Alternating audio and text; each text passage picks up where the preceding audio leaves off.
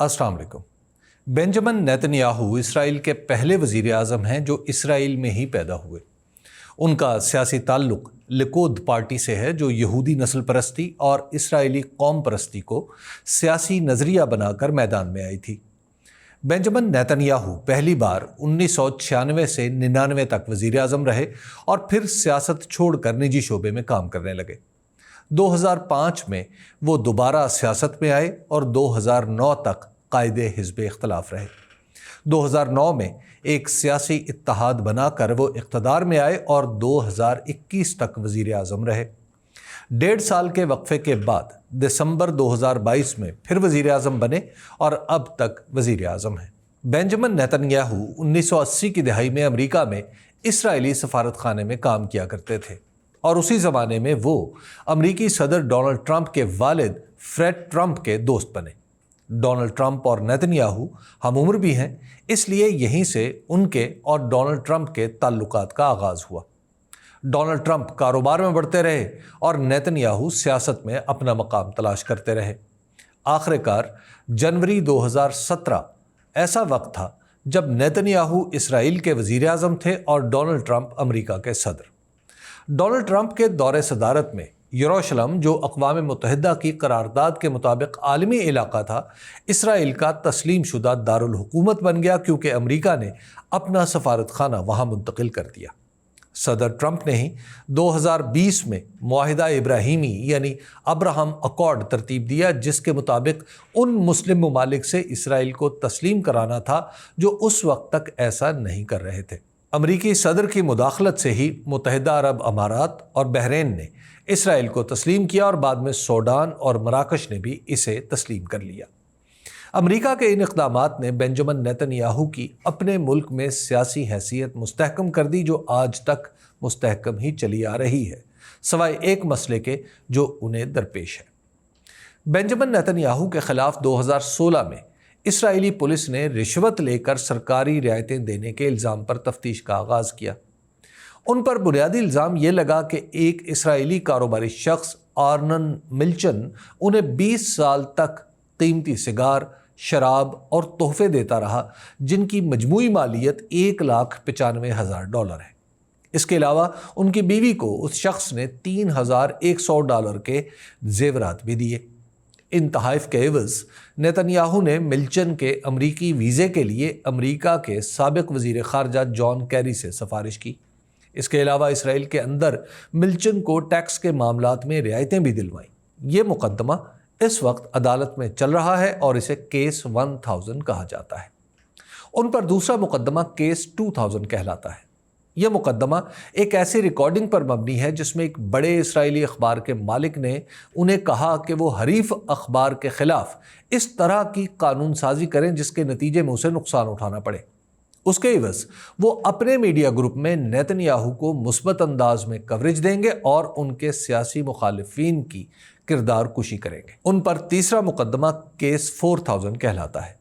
اس مقدمے میں ان پر الزام ہے کہ انہوں نے اسرائیل کی ایک ٹیلی کمیونیکیشن کمپنی سے ساز باز کی کہ اس کمپنی کو فائدہ پہنچانے کے لیے قواعد و ضوابط بدل دیے جائیں گے، جس کے عوض یہ کمپنی اپنی خبروں کی ویب سائٹ پر نیتنیاہو کی زیادہ اور بہتر کوریج کرے گی۔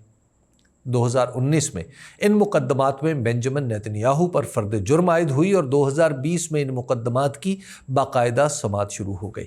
اس دوران اسرائیلی وزیر اعظم نے مقدمات ختم کرانے کے لیے سیاسی طور پر کافی زور لگایا، مگر ایسا نہ ہو سکا۔ انہوں نے قانون بدلا، عدالتوں کی خود مختاری ختم کرنے کے لیے اصلاحات کا سلسلہ شروع کیا، کئی سینئر بیوروکریٹس کو ان کے عہدوں سے ہٹا دیا، مگر یہ مقدمات ان کی جان نہیں چھوڑ رہے۔ مقدمات میں ملوث ہونے کی وجہ سے اسرائیل کے قانون کے مطابق وہ وزیر اعظم تو رہ سکتے ہیں مگر کوئی دوسری وزارت اپنے ہاتھ میں نہیں رکھ سکتے۔ ان مقدمات کی کچھ گواہیاں ہو چکی ہیں، ریکارڈ عدالت کے سامنے ہے اور بنجمن نیتنیاہو اپنے دفاع میں آخری بیان دینے والے ہیں جو بار بار ٹلتا آ رہا ہے۔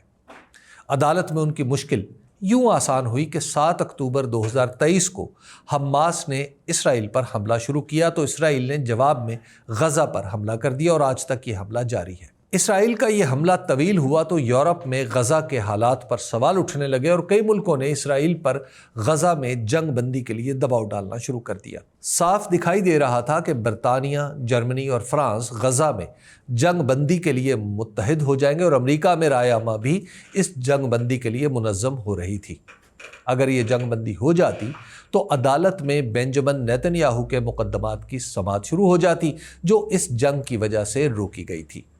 نیتن یاہو نے غزہ سے نظریں ہٹانے کے لیے اگلی چال چلی اور ایران کے نیوکلیئر پروگرام کے خلاف بیانیہ بنانا شروع کر دیا اور 12 جون 2025 کو ایرانی تنصیبات پر حملہ کر دیا۔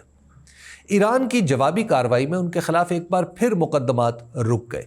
اس 12 روزہ جنگ میں امریکہ کو بھی حصہ لینا پڑا اور امریکی B-2 طیاروں نے بھی ایرانی تنصیبات پر فیصلہ کن حملہ کیا اور امریکی صدر کی مداخلت سے ہی دونوں ملکوں کے درمیان جنگ بندی ہوئی۔ نیتن یاہو کی اندرونی سیاسی مشکلات کا جنگ کے ذریعے علاج اسی وقت ممکن ہوا جب ان کے دیرینہ دوست ڈونلڈ ٹرمپ دوبارہ امریکہ کے صدر بن گئے۔ ایران اسرائیل جنگ بند کرانے کے بعد ڈونلڈ ٹرمپ کھل کر میدان میں آئے اور انہوں نے حکم نما بیان جاری کر دیا کہ نیتن یاہو کے خلاف تمام مقدمات ختم کیے جائیں۔ انہوں نے ان مقدمات کو خود پر بنائے جانے والے مقدمات سے تشبیہ دی اور اسرائیل سے انہیں ختم کرنے کا تقاضا کیا۔ اسرائیل کی اندرونی سیاست کو امریکی صدر کے اس بیان نے ایک نئے رخ پر ڈال دیا۔ اب اسرائیلی پارلیمنٹ جو پہلے نیتن یاہو کو ان کے مقدمات میں استثناء دینے کے لیے تیار نہیں تھی، اب اس بات پر غور کر رہی ہے کہ اس استثناء کو جواز کیسے دیا جائے۔ اسرائیلی میڈیا کے مطابق اگر وزیر اعظم کو یہ استثناء مل جاتا ہے تو انہیں ان مقدمات سے نجات مل جائے گی۔ امریکی صدر کی یہ بات مان لی جاتی ہے تو اسرائیل کچھ ہی دنوں میں غزہ میں جنگ بندی پر تیار ہو جائے گا اور صدر ڈونلڈ ٹرمپ کے ذریعے معاہدہ ابراہیمی مزید ملکوں سے منظور کرایا جائے گا۔ امریکی انتظامیہ کا خیال ہے کہ غزہ میں جنگ بندی کے بعد کئی ایسے ملک بھی اس معاہدے کی توثیق کر کے اسرائیل کو تسلیم کر لیں گے جن کے بارے میں کسی کو خیال بھی نہیں ہے۔